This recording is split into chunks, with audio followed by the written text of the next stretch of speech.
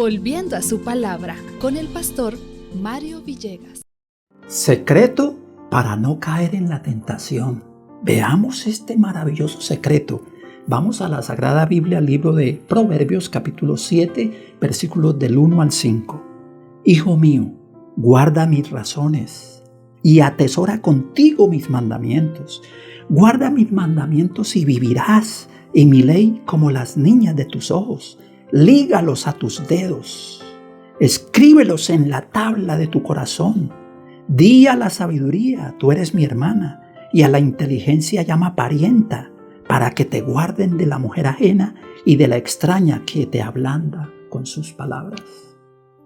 ¿Cuál es el secreto entonces? Hacer la voluntad de Dios. Estar dispuestos a decirle, Señor, estoy leyendo tu palabra, ¿la estoy violando? Ayúdame, Señor, a no violarla, perdóname. El Salmo 48 dice estas palabras: el hacer tu voluntad, Dios mío, me ha agradado y tu ley está en medio de mi corazón, o sea, de la mente. Pedirle al Señor diariamente, Señor, ayúdame a hacer tu voluntad. Soy débil, tengo mis flaquezas.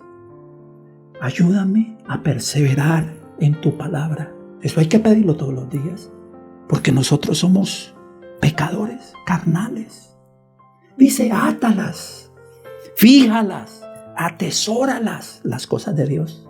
Y eso lo repite desde el Antiguo Testamento. Veamos, por ejemplo, Deuteronomio 6:8, Deuteronomio 6:11 o 11:18. Dice, y las atarás, hablando de la palabra de Dios, de las instrucciones de Dios, y las atarás como señal en tu mano, dice, y estarán como frontales en tus ojos. Y luego dice, escríbelas en las tablas de tu mente. Es interesante porque es como una comparación. Tome la palabra de Dios, pídale al Señor o pidámosle atesorarla, o sea, guardarla en la mente, recordarla para no caer en el mal, para no ofender a Dios.